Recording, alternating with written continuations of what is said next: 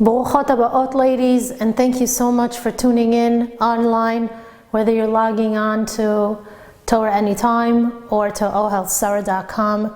We appreciate your dedication and your devotion to Torah learning. I know it's not easy for some of you who are busy with your household duties, especially now during the COVID-19 virus days, where all of a sudden you guys are focused on the home and the energies of the home. Ashrechem, Ashrechem, every single woman. We want to thank all the women who have been logging on to ohelsorah.com and giving your donations. You have no clue how much you're helping us. So many people out there these days need help. So many. So when you log on and you donate, you're really saving worlds upon worlds. So I beseech you again, especially now before Shavuot, anybody who wants to make a contribution to our, at this stage of the game, there is no campaign, to the Anything campaign, because so many people are in need, and we're just distributing funds and helping people however we can. Please log on to ohelsorah.com and make your donation there, and we thank you in advance. Or call the offices at 718-500-4550, and we'll be more than happy to take your donation over the phone. We have a lot of work to do today, and before I begin, I want to dedicate this shi'ur to the young woman who I knew since she's 7 years old, who unfortunately passed away 2 weeks ago from quite strange circumstances, which I don't think I should discuss in this particular forum. But we are all very, very sad to hear the news, and we're doing whatever we can to elevate her neshama, to make sure that her little daughter Shira gets the proper attention and the proper funds to be able to be raised by her grandparents. And that all of your inspiration from these past shiurim where we mentioned her name will help Yehudit Perel Bat Michael Alea Shalom have a tremendous aliyah in the Shamayim. And hopefully she should be a Melitzat Yosher for all of Klal Yisrael. On that note, in just a few days, we're going to be celebrating Matan Torah as we usher in Chag HaShavuot. Every Chag in Judaism has significance, a backstory, a historical overview that gives us a window into the past. That past is what connects us to Torah and to the future. On Shavuot, we read Megillat Ruth. This Megillah holds the key to Mashiach, the key to the greatness of women and how when they utilize their strengths and their roles properly, they can bring about the greatest salvation. The story of Ruth was one that's extremely emotional. Many of us women can relate to Ruth on a personal level, alea shalom. So let's learn the backstory of Megillat Ruth and begin with the Midrash Rabbah of Bereshit. The Midrash tells us a story of a king who was once traveling from one place to another, and he noticed that he lost a pearl from his crown. He was so determined to find that pearl that he made piles of sand, and he began to sift through each of those piles, hoping to recover the pearl. In the first pile, there was nothing. The second pile was the same, nothing.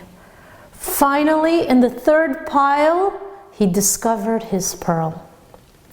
Says the Midrash, just like this king made an effort to sift through the piles of sand in order to find his precious gem that belonged in his crown, HaKadosh Baruch Hu said to David HaMelech alav shalom, David, what need was there for me that I had to mention each single name in the writings of the Torah?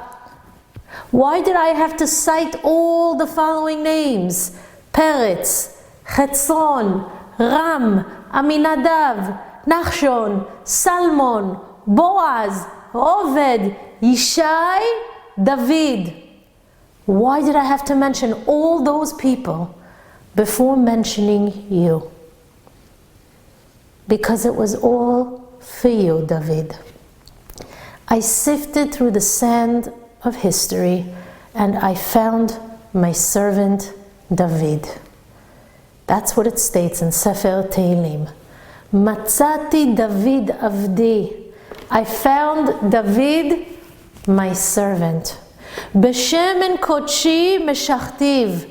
I anointed him with my sacred oil. Megillat Ruth ends with the discovery of the precious pearl, and it begins with the words Vayhi bimei shofet hashoftim, and it came to pass in the days when the judges judged. So the story in Megillat Ruth is one of passage. From the onset of the Megillah, we see that the rule of the Shoftim is slowly fading away, and behind the scenes, discreetly, seeds are being sown that will change the way the Jewish people are going to be governed fundamentally and forever. So in the story of Ruth, the groundwork is being laid. We see that the Shoftim come and go, and while that's happening, a Salmon, a Boaz, an Oved, and a Yishai are being created. And they'll live their lives and forge a chain that will inevitably lead to David Melech Israel.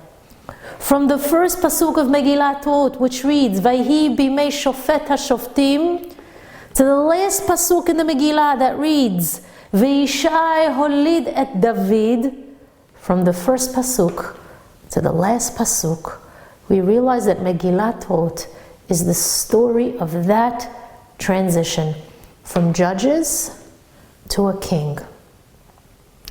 So the question is, what are the defining features of the shofet, the judge? In what way is his authority different from that of a melech, of a king? How does the shofet relate to the people? And how do the people relate to him? Unfortunately, the information that's available to us about the system of the judges of Shoftim isn't a very positive one, because a shofet is not a king. So let's look at what the Gemara of Avodah informs us about the Sefer HaYashar and how it's connected to the Shoftim era. The Gemara says, the Talmud says, Amar Rav Shmuel bar Nachmani, alav shalom. The term Sefer HaYashar, he says, refers to Sefer Shoftim. And why is it called Sefer HaYashar? For in it, he says, it is written, Bayamim hahem en melech beYisrael. In those days, there was no king in Israel. Ish hayashar be'enav ya'aseh. Every man did what was right in his eyes. You hear these words, ladies? Everyone did exactly what he liked. Hayashar be'enav ya'aseh. Sounds familiar? And why was it like that? Because en melech beYisrael. Because there was no human king governing the people.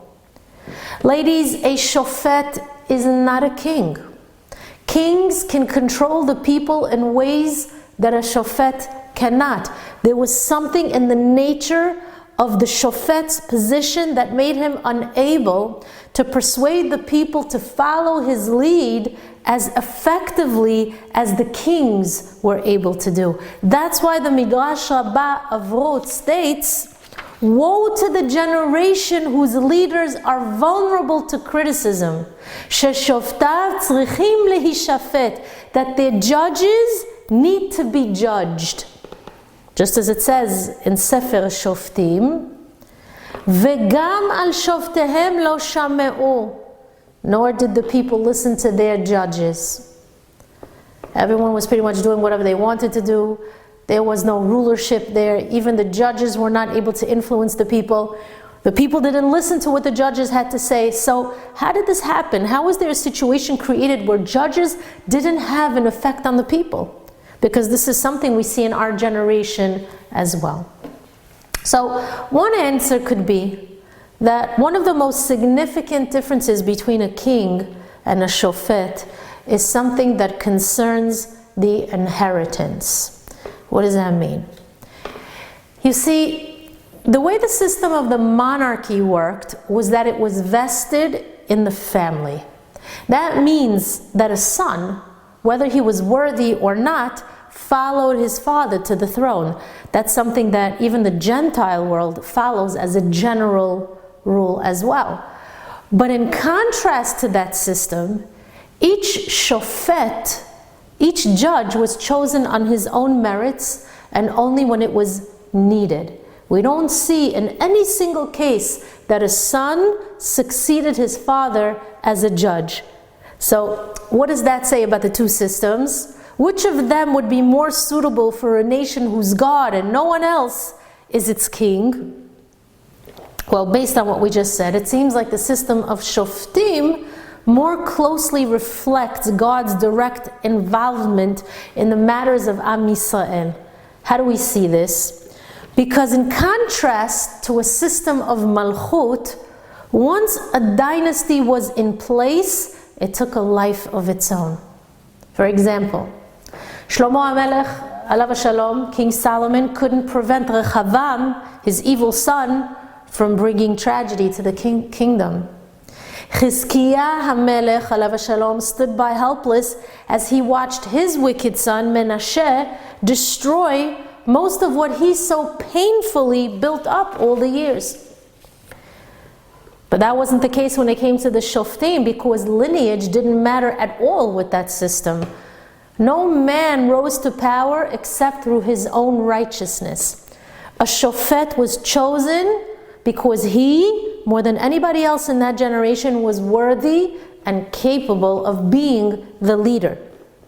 So it seems like the system of Shoftim is a stronger and safer system.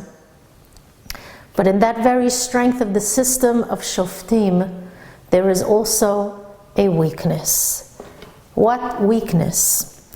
You see, although the accomplishments of the Shoftim were their own, those accomplishments were gained from their own private battles within themselves that they conquered, but that had nothing to do with the people. What does that mean?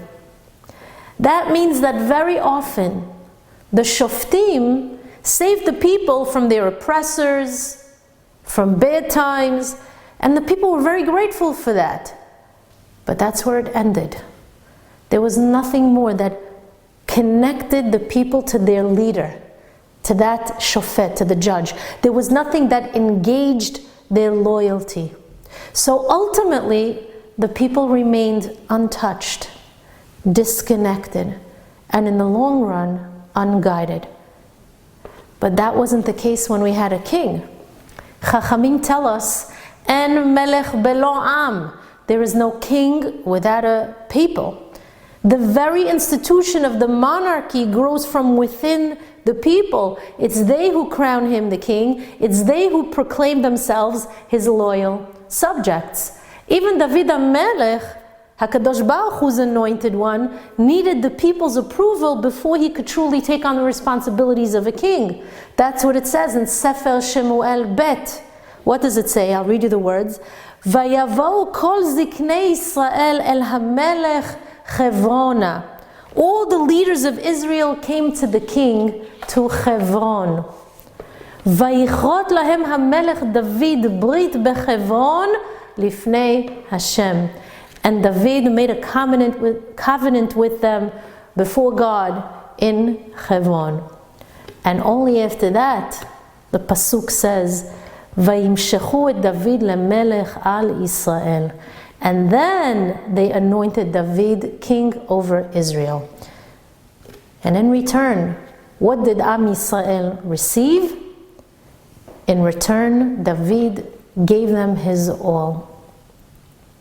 Rabbi Moshe ben Maimonides outlines the responsibilities of the king, and he says, I'm going to translate his words for you into English. He says, "Let him act kindly and mercifully to small and great.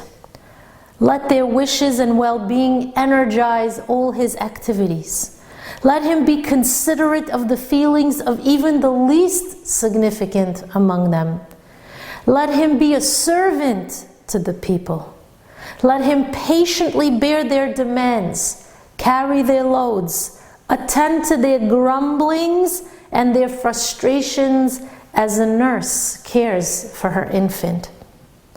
The Torah describes him as a shepherd gathering the lambs in his arms, carrying them in his embrace. These are the words of the Rambam describing the role of the king. But even more than that, the Rambam says that the Melech stands at the center of the nation. He constitutes the very heart of the nation, and he's the source and energy of their greatness. Says the Rambam, the Torah was concerned lest his heart be turned away from God, the king's heart, for his heart is the heart of Israel. Now, if you remember in the beginning of the class, I told you a parable, a mashal, about a king who traveled from one place to another and he lost a precious pearl from his crown. From where to where was this king traveling? And what was this pearl that he once possessed but now was lost? So now that we learned the main difference, ladies, between a shofet, a judge, and a king, we can answer these questions. Rav Eliyahu Rava Alav Shalom writes a shocking critique of the leadership at the time, right after Bnei Yisrael conquered Eretz Yisrael. He writes the following. He says, "Should you ask for the cause of the thousands who died in Givat Benyamin, it is this. There was a very, very, very sad incident that took place, I believe it is in Sefer Shoftim. The incident, the famous incident is actually called Pilegesh Begiv'ah, the concubine in Giv'ah.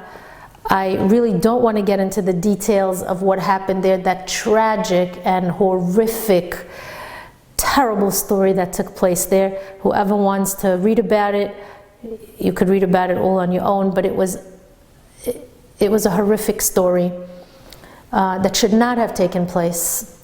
And Shevet Binyamin was almost wiped out because of what they did. But here we're being told that should you ask for the cause of the thousands who died in Givat Binyamin, we're talking about those who created the tragedy, it is this, meaning what happened? The members of the great Sanhedrin that remained after Moshe Rabbeinu, Yehoshua, and Pinchas should have girded themselves with iron rods, lifted their clothes above their knees, and traveled throughout the cities of Israel. They should have spent one day in Lachish, one day in Bet El, these are cities, one day in Hebron, and one day in Yerushalayim, in order to instruct the people in proper behavior so that they might settle the land appropriately. In this, the name of God would be sanctified throughout the world. But they failed to do this. When they came into their land, each one entered his vineyard, enjoyed his wine and his field, and persuaded each on himself that all was well, so that none need make the effort to that which was really required of each of them. Ladies, this is a shattering description of the gap between the leaders and the people. And it's something that we see repeating itself today. Rav Eliyahu is telling us that unfortunately, those leaders of long ago learned very little from Moshe Rabbeinu, the prime leader. Moshe was the kind of leader who didn't care at all about himself. His leadership had no purpose other than to care for the well-being of Am Yisrael. He cried to God to forgive the people after the sin of the golden calf. He threatened that if God destroys Klal Yisrael, he should erase his name from the entire Torah. That's true leadership. Leadership requires sacrifice and a connection to the people that is so strong, so binding, that you're willing to erase yourself from the canvas of history. So the mashal, the parable of the king traveling from place to place, could be referring to this transitional change from the time when Am Yisrael was wandering in the desert with Moshe Rabbeinu and Yehoshua to the permanent life in Eretz Yisrael, where we transitioned from one type of leadership to the next. We know that Am Yisrael traveled from place to place in the desert, and until they entered the land, changes were taking place. So it could very well be talking about this transition. So that answers the question of the king wandering from place to place. That probably talks about the transitional period. But what about the lost pearl? What could that be referring to? Well, the lost pearl could be referring to the leadership of Moshe Rabbeinu and how that kind of leadership was eventually lost to the system of shoftim, of judges that we spoke about earlier. But what? The Midrash Rabbah Bereshit tells us that after much sifting through the sands of time, God found David. David was the Na'im Zemirot Yisrael. He was the one person in whom the entire people found expression. He was the one person who projected in his being the harmonies and the chords, the crashing percussions and the moving variations of the strings, the beauty and the pain, and above all, the longings of Am Yisrael's music of life. He was that one person all of us can somehow identify with. He was indeed a pearl of wondrous beauty, and that pearl came and can only emerge from Rut. The Gemara Baba Batra asks, Lama nikra shema Rut? Why was her name called Rut? Sheyatza mimena David, because David descended from her. Sherivahu lakadosh baruch hu beshirot v'tishbachot, because David appeased God with songs and praises. David HaMelech was able to give expression to Am Yisrael's songs of life because there was something of Rut inside of him. Let's learn what that something was. In the mashal, in the parable about the king who lost the pearl, the Midrash makes it a point to tell us that the pearl was retrieved from a particular pile only after the other piles, which produced nothing at all, had been sifted through, but they were sifted. And what that means is that as far as the king in our story was concerned, the first 2 piles out of 3 could have technically contained the pearl, right? That means that each one of the names that is mentioned in that parable in the Midrash, those names that lead up to David, Peretz, Chetzon, Ram, Aminadav, Nachshon, Salmon, Boaz, Oved, and Ishai, each of them is like that pile in the parable. And each of them could have been king because the potential was there. The reason why it wasn't them was because destiny said otherwise.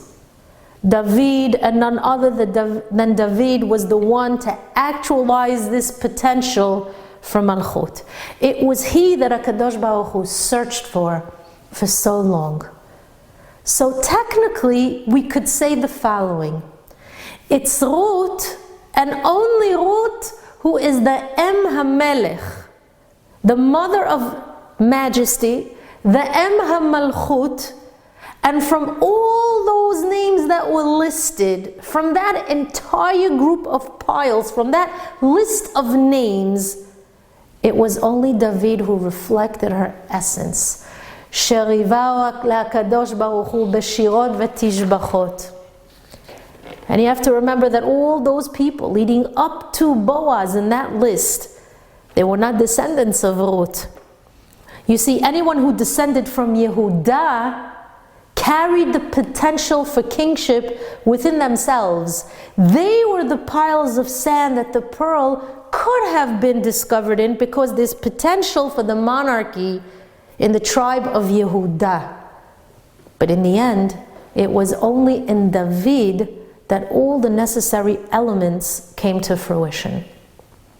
So the first thing I want to know is, why Dafka, why specifically in Yehudah, out of all of Yaakov's sons, were the seeds of majesty being cultivated? And then I want to know how those seeds were brought to life by the princess of Moab, Ruth, whose love for her mother-in-law Naomi pushed her into the very center of world history. So we'll begin by asking the following questions, besides the questions that we asked before, which is, what makes a good king? The Gemara of Bava Kama answers this question, but with a very strange statement. Actually, it's a very chilling statement. The Gemara says, I'll translate the words for you into Hebrew, the spine of one who did not bow down when saying the Modim Tfilah and Shmona Esrei turns into a snake 7 years after his death. Wow, what does that mean? Because it sounds very frightening. And the Maharal Alav Shalom explains that the spine is the part of the body that enables us to stand up straight. He says, Bekomaz kufa. That part of the body is a mark of malchut. It is a mark of kingship. How so? Because only a human being who is the melech, who is the king of God's creation, has the ability to walk upright. So the human being is the king of God's creation. But what we need to know is that a leader also has to have an appreciation for authority. Even a leader has to know that he has a leader above him. And if we can't bring ourselves to bow down at Modim Lecha Hashem, we are grateful and thankful to you, God. In other words, if we cannot subjugate ourselves to God's authority, then we're showing that we're unworthy of the responsibility of Malchut. And that's when the spine becomes a snake after death. And it specifically turns into a snake because a Nachash represents the great rebel in Gan Eden who stood firm against God's Malchut, his kingdom. Now, Yehudah was Leah Imenu's fourth son. He was the one who brought Leah past the 3 sons mark, since she was one of Yaakov Avinu's 4 wives. Each wife thought she would give birth to at least 3 sons. But Leah gave birth to a 4th son, and she was so happy because she felt it was a sign of Hashem's special grace. So what did she say as a result of her immense joy? She said, Hapa'am odeh et Hashem. Now I can truly praise Hashem. I can now subjugate myself to God. And she named her 4th son Yehudah. So Yehudah's name, his very essence, is the characteristic of modim, of being, bending yourself and subjugating yourself. And that's the mark of a true leader. Yehudah knew very well when his spine needed to be bent, when he needed to subjugate himself to the authority of the one above him. Therefore, the Malchut, the kingship, was entrusted to Yehuda. But at the same time, we also needed someone to adjust the process of the Malchut if we wanted to produce this precious pearl. So before Yehuda's potential is realized in David, many generations, many empty piles lay along the way.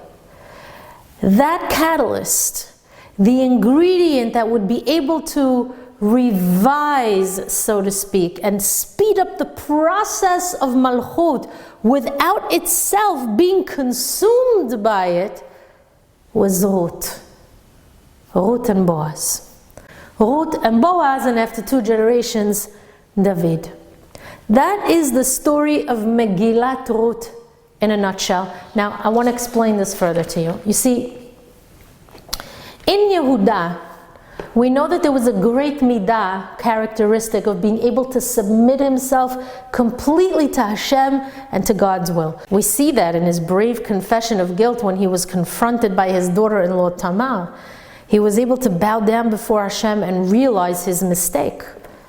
The question was, would he be able to attain such levels of subjugation, not just before God, but also before his fellow man? Could he view himself as the king and at the same time as a servant to his subjects? If we analyze Yehuda's early years as the leader of the Shevatim, of the tribes, we see that his leadership contained some flaws. The story of Yehuda and Tamar is actually introduced to us with the following words. Vayihi ba'et hahi, and it was at that time, Vayered Yehuda me'et echav, that Yehuda went down from among his brothers. Rashi HaKadosh Alav Shalom tells us, Vayered Yehuda, and Yehuda went down, refers to the fact that the brothers deposed Yehuda from his role as the leader of the tribes. Why? You see, after Yosef Alav Shalom was sold, and the brothers saw the pain and the grief that it caused their father Yaakov, they had claims against Yehuda. They told him, listen, you're supposed to be the head of our family, the leader of the tribes of Israel. You didn't do enough to save Yosef.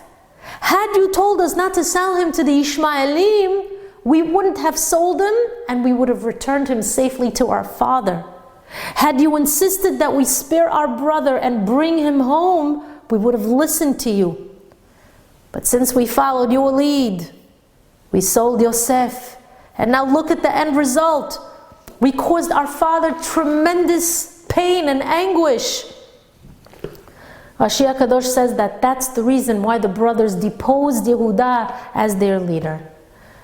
And the Chachamim ask, why did Yehuda suggest that they sell Yosef rather than simply return him safely to Yaakov?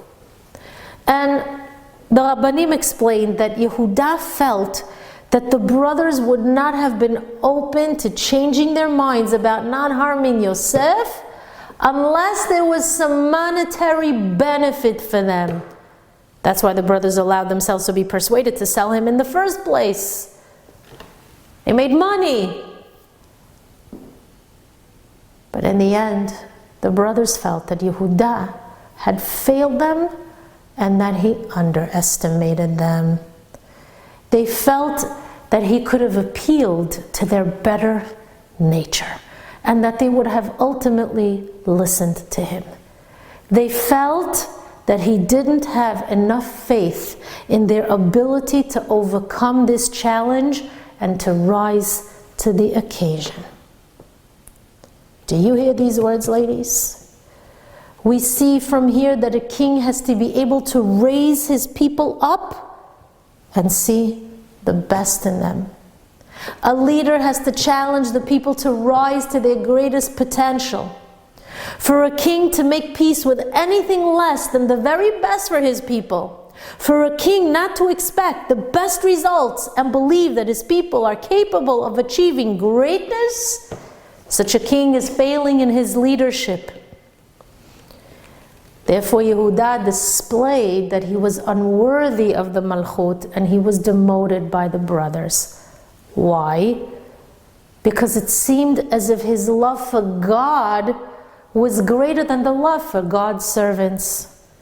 And a king has to do better than that. He has to be the Na'im Zmirot Yisrael. And what that means is that inside of him are all the melodious harmonies that the people are capable of expressing. The Na'im Zmirot Yisrael is the king who not only sings the praises of the nation, but he believes in their abilities and he sees the very best in them despite their failures. Because Yehuda failed in this regard, he had to be improved, for lack of a better word. Through who? Through Ruth. Now, we have two scrolls, two Megillot named after women. Megillat Esther and Megillat Ruth. The role which these two women played in each of their stories is very different, because Esther very clearly stands at the center of the Purim story. Once she appears on the scene, it's she who initiates, she who guides, she who ultimately saves the people with all of her etzot to Mordechai. There's no doubt at all when you're reading Megillat Esther that Esther is the heroine of the Megillah, and her sacrifice is noted. But when it concerns Ruth, it's very hard to find any active role that Ruth played in the story when it came to producing the foundations for the Davidic dynasty and the Messianic line. Ruth seems to kind of be a mere pawn that was moved around on the chessboard of history by Naomi and Boaz in order to accomplish their goals. It's Naomi, her mother-in-law, who begins the entire story when she says, I'll read you the words, Biti, halo avakesh lach manoach asher yitav lach? My daughter, shall I not seek rest for you? Should I not want for you a better situation, one that will be good for you? And then the entire plan of action is laid out by who? By Naomi. So we see that Ruth's role is pretty much just being a compliant and willing party. And we see that by how she responds to Naomi. She says to her, Kol asher tomri elai e'aseh. All that you say to me, I will do. Everything you say I will do. Is Ruth her own person? Or is she being directed? Where's her active role in this story exactly? It's true that later on, when she makes her strange appearance at Boaz's feet in the middle of the night, she kind of takes some initiative and she says, I am Ruth, your maidservant, ufarashta chenafecha al amatcha ki goel ata. Please spread your garment over your maidservant, for you are my redeemer. You are a near kinsman. But after she utters those words, it's Boaz who takes over entirely. So, if we read Megillat Ruth, Ruth does only two more acts that we know of after that night. She holds onto a cloth while Boaz places in them 6 barley stalks. And then the second act is that when she comes home, she tells Naomi what took place. That's it. In the steps leading up to her marriage to Boaz, in the marriage itself, and even in the crucial birth and naming of her child, she does not appear in the verses at all. But the description of the Megillah's final action is the most bizarre, because the Psukim and Megillat Ruth state the following. Listen to these words. Vayikach Boaz et Ruth vatehi lo leisha. And Boaz took Ruth, and she became his wife. Vayavo eleha vayiten Hashem la herayon. And he was intimate with her, and God granted her conception. She became pregnant. Vateled ben, and she bore a son. Then The women of the town come over to Naomi and they say, Baruch Hashem asher lo hishbit lach goel hayom. Blessed is God who did not deprive you of a redeemer today. Vayikra shemo beYisrael, and let this child be given a name among our people. V'haya lach meshiv nefesh ulechalkel et shvatech. This baby will be a comfort to you, Naomi, and support you in your old age. Ki chalatech asher ahevatech yeladatu. For your daughter-in-law who loves you so much bore this child. Asher hi tovalach mishiv'a banim. And this daughter-in-law of yours, Ruth, is better to you than 7 sons. Oh. And then the Megillah tells us that Naomi took the child and becomes his nurse. And all the neighboring women together with Naomi give this baby boy a name. The baby was called Oved. And then the Megillah ends with the following words. Ve'oved holid et Yishai. Ve'Yishai holid et David. Oved was the father of Yishai, and Yishai became the father of David. How strange is this? The psukim speak for themselves, ladies. The verses make it perfectly clear that it was Naomi, not Ruth, who seems to be the central figure here. Even when Ruth was determined to leave her home and country, it was because of her loyalty to Naomi that she did that. It's Ruth, the loving daughter-in-law, who's taking action over here. Not Ruth, the independent woman, acting out of her own religious convictions. So, if it's Naomi who's the prominent figure throughout the story here, is Ruth the real heroine? If Naomi and Boaz play such a central role in this story, why is the Megillah named after Ruth? How is Ruth the star of the Megillah? Ladies, Ruth is the star because she's fundamentally passive. Megillat Ruth is the story of a woman who was strong enough to practice subjugation when that's what was needed from her. Ruth is the heroine because she allowed Naomi to take center stage. Isn't that obvious? The Em HaMalchut, the mother of royalty from whom the Na'im Zmirot Israel was going to descend, allows Naomi to sing the song of her choice. Ruth is content to be the instrument through which Naomi's voice will be expressed. Even though Ruth's grandson David will one day be the kinor, the harp, through which the melodic harmonies of the entire nation of Israel are going to be played and realized. So how did Ruth contribute to Yehuda's lineage? She contributed to that which he was not capable of at the beginning of his career. We said earlier that Yehuda's very nature was to subjugate himself before God. So you know what Ruth contributed to Yehuda? She permitted a fellow human being to shine. She was machnia herself. She subjugated herself to another person. So together, Yehuda and Ruth helped to produce the Na'im Zmirot Israel. But I have a question. Why should a monarchy whose notable qualities are modesty and selflessness develop from the nation of Moab, which was the center of pride and self-absorption? Why should a monarchy whose very nature is attached to Eretz Yisrael come out of a family like Elimelech's, who shamefully abandoned the land when the people were suffering? Elimelech came from a dignified background, and he was a rich nobleman in Bethlehem, but he abandoned the people during the days of the famine, and he took off to the land of Moab, which was known for its selfishness and greed.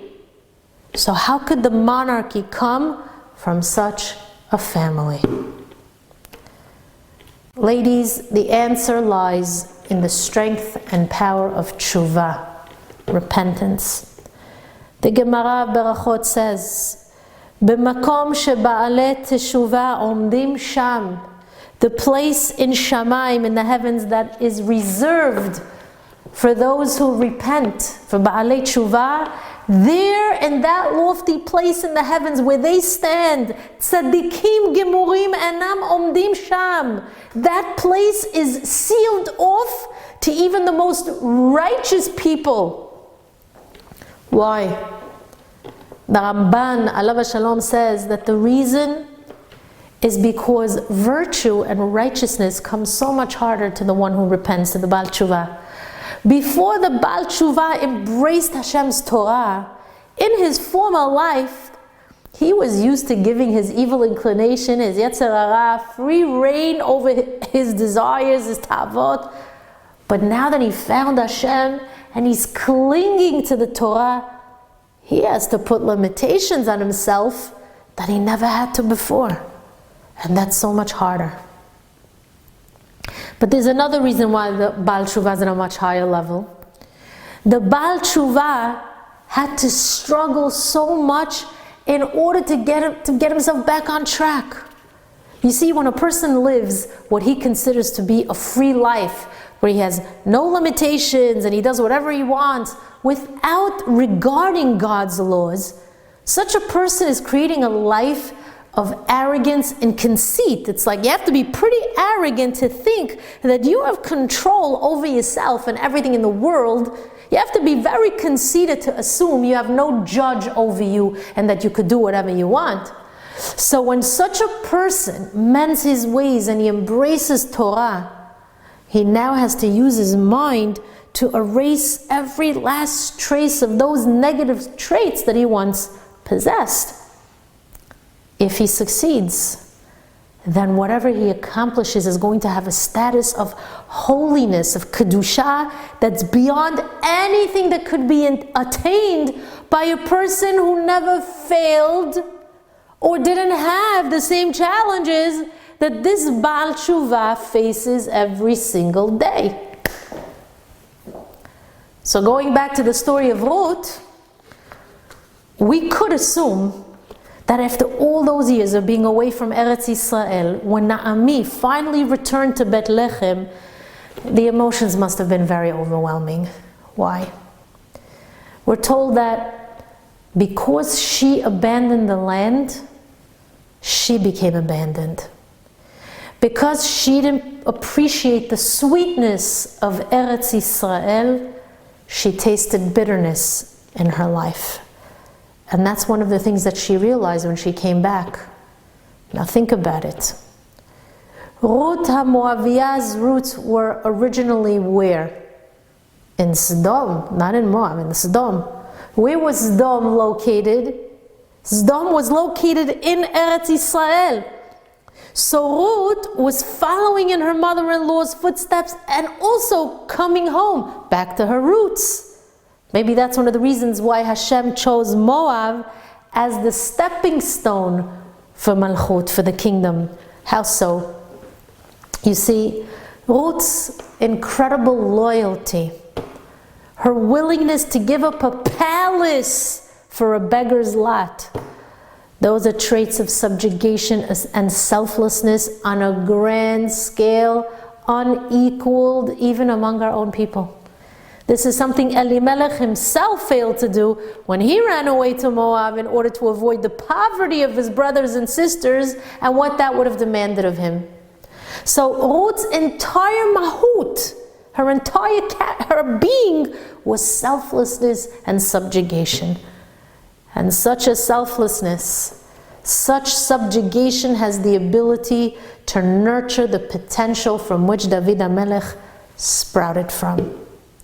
And don't forget that Ruth came from a place that was in conflict with her true characteristic, because she grew up in a palace where she saw people who were concerned only about themselves and their success. So to come from such a place that feeds off of others, to be born in a place that shudders at the thought of doing a good deed, to come from such roots and to defy them in complete subordination to the truth, to the emet, that is malchut, that is kingship, that's royalty. That's the characteristic of a Baal Teshuvah who stands in the highest realms of heaven where even the tzaddikim cannot stand. But I want to go back to the pasuk in Tehillim that says, back to the verse in Psalms that says, Matzati David Avdi, I have found my servant David. Asks the Midrash Haba, Hechan Matzati, where have I found him? Besdom, in Sdom. Where did God find a loyal servant? In Sdom, of all places. Now we just learned that because Ruth removed herself from the selfishness and arrogance of her Moavi background, that's what made her the ideal mother of the Davidic dynasty. But for argument's sake, we could also say that the opposite is true. What do I mean? It's true, and it's very clear that tzniut was the defining characteristic of Ruth, her modesty. But that may not have been the main reason for her having been chosen to be the mother of royalty. For such a role, other qualities besides modesty have to prevail. What qualities are needed for leadership? If a king is going to rule effectively, he has to be able to use his pride and unbending determination when he's exercising his royal prerogatives. He has to know when not to bend, in the same way that he has to know when it's time to subjugate himself. So it's possible that besides Ruth's modesty, what she brought with her from Moab was a great resolve and stubborn determination. Let's see if that's true. Chachamim tell us that in order to rule correctly and effectively, a king needs to be unbending when he's implementing a royal edict. The Gemara of Yoma tells us that Shaul HaMelech, alav shalom, was punished and his kingdom was removed from him because he remained passive when his honor was at stake. What happened? The Navi, the prophet, tells us that there were a bunch of hooligans on the street who, when they saw Shaul, they called out and they said to him, "Oh, what good is Shaul to us? What kind of king is he?" The Gemara says that these people treated Shaul disrespectfully, and on the streets, they didn't give him the honor due a king, and he remained silent. The Gemara is teaching us that Shaul's willingness to put up with disrespect to the Malchut cost him his throne. As a matter of fact, the halakha, the law says that any Talmid Chacham who doesn't defend his honor with snake-like fierceness is not worthy to bear the name Talmid Chacham. You know what this teaches you? If you belong to Malchut, you defend the Malchut with pride and honor. A king must be unforgiving in defense of the Malchut. Shaul lost his kingdom because he wasn't able to take the necessary stand and defend the kingdom, the kingship, royalty. What about the Davidic dynasty? What was Ruth's contribution to this aspect of royal responsibility? Well, this is what we know. Ruth was selfless, she was modest, and she was kind. She was definitely the ideal ancestor who showed what Malchut demands of its leader, and what it demands first and foremost is humility and subjugation. But does Ruth also play a role in the other aspect of Malchut that we just discussed? Does she provide strength and unyielding determination to the preservation of the royal line?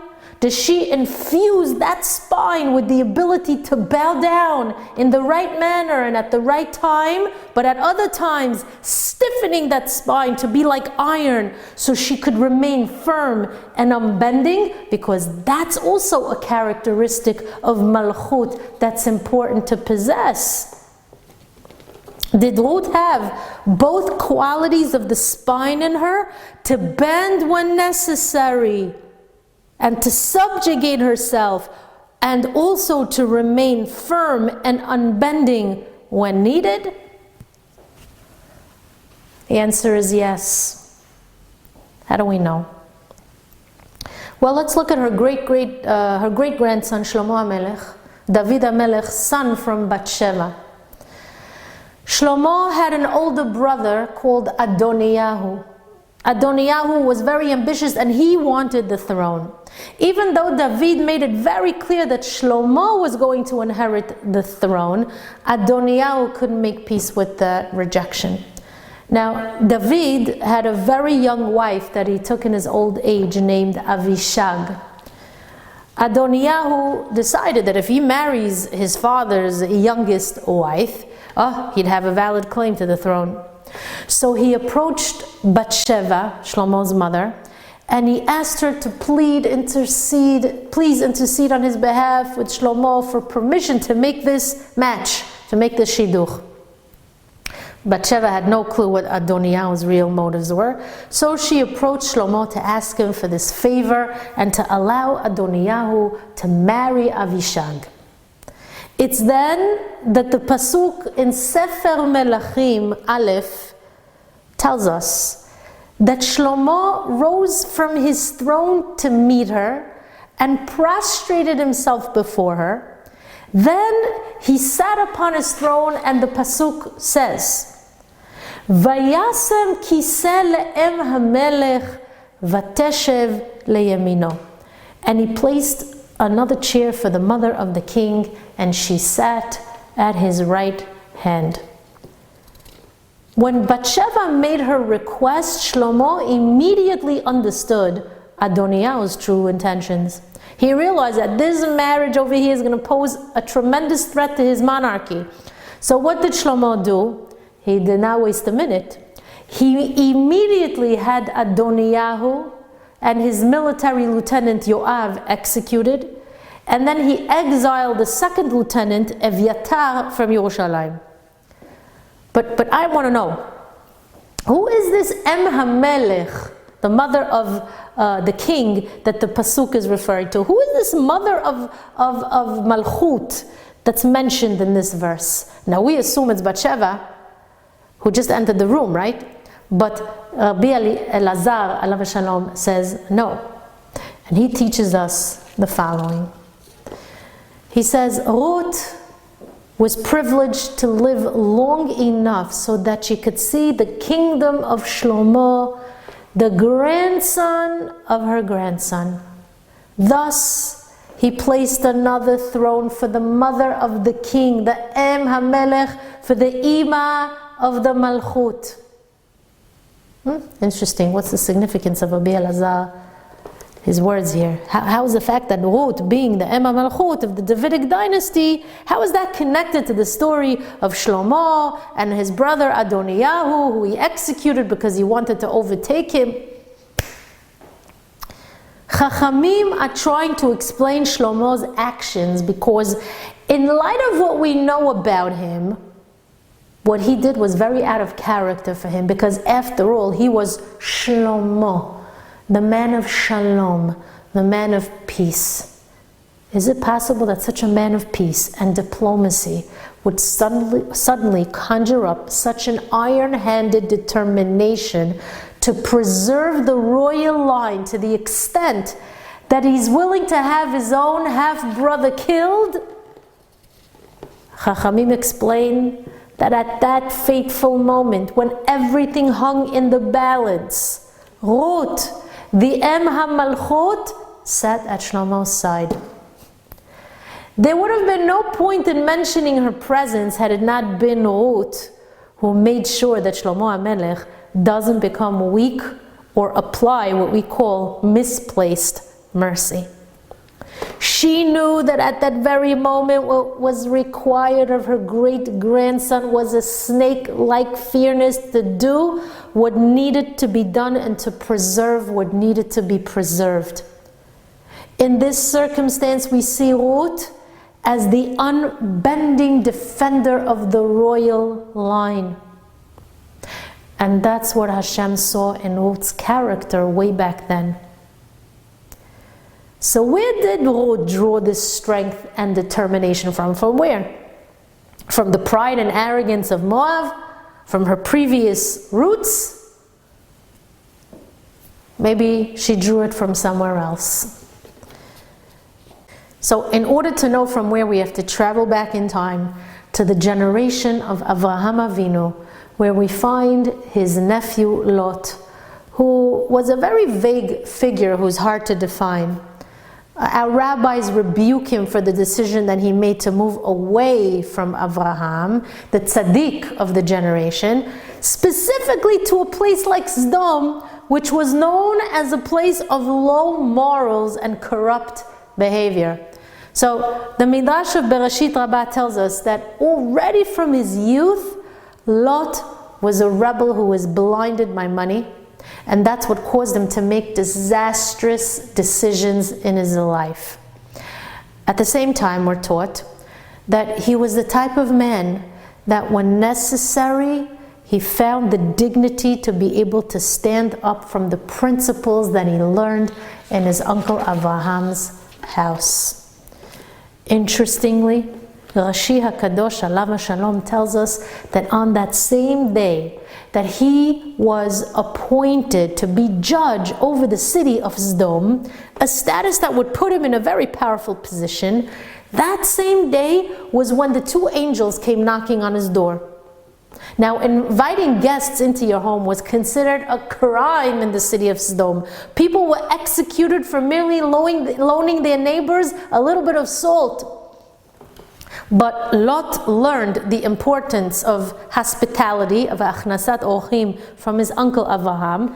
And even though his position as the new judge in Sodom had to be upheld and the rules followed, he went against the immoral values of Sodom and he invited the two strangers into his house.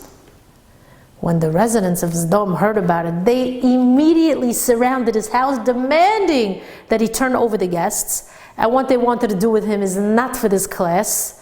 But Lot knew that refusing that angry mob would mean being demoted, first of all, from his high position, and he himself might be executed for defying their demands. Nevertheless, Lot remained unbending. He refused to bow down to these despicable people.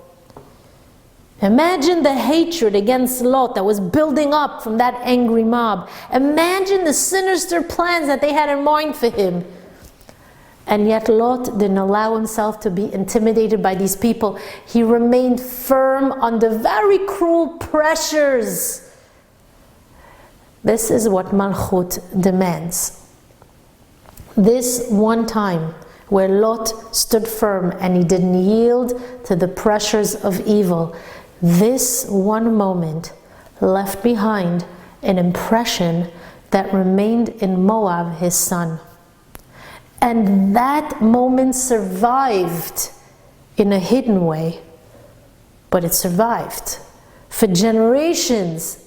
And it found itself in Ruth HaMoaviyah, who brought that strength to the forefront. Hidden in Lot's greed and desire for wealth at all costs to his neshama, concealed deep within him were the sparks of Malchut that were going to be needed generations later. everything that was negative about Lot came to the forefront when Abraham was forced to send them away, if you think about it. And the city of Sodom, where Lot chose to settle in, became the symbol of everything that separates Abraham from the rest of society. But that separation was bridged generations later when Ruth HaMoaviyah made the fateful decision to cling to Naomi. Ruth tells Naomi, "Only death will separate me from you." Oh, interesting choice of words. Ruth HaMoaviyah, the princess of Moab, found it in herself to abandon everything, to remove herself from the evil and the arrogance of Moab, to stand firm against it and choose righteousness and selflessness above all else. Ruth, the mother of royalty, expressed the majesty that had been planted by Lot generations earlier. And where was the future planted? It was planted, of all places, in the chaos, the moral chaos and the evil of Sodom. All that was needed to uproot oneself from such an immoral society, all that was needed to water the seeds of true majesty, was a strong spine that didn't yield to the ways of such a society, and a desire to be selfless and to subjugate oneself to the ultimate majesty of God's kingdom. Yehi Ratzon that each of us, as daughters of the Melech, should recognize our abilities to lead with grace and modesty, with refinement and subjugation, while at the same time knowing that part of our malchut is to remain firm, steadfast, and unyielding in this generation of temptation and negative influences. May the story of Ruth and her strengths as a woman teach us what royalty demands, so that we could fulfill our roles as Benot Melech and usher in a new era of malchut. Bekarov mamash. Amen ken. Yehi Ratzon. I want to wish you all a Chag Sameach, a Chag of elevation, a Chag of malchut. Be'ezrat Hashem, it's the coming of Mashiach Tzidkenu. Oy Torah HaKadoshah, Ischaneni bevakosho, Bnei Tzur Nahrotz b'kedusho, Yoy Yoy Yoy. Oy Torah HaKadoshah, Ischaneni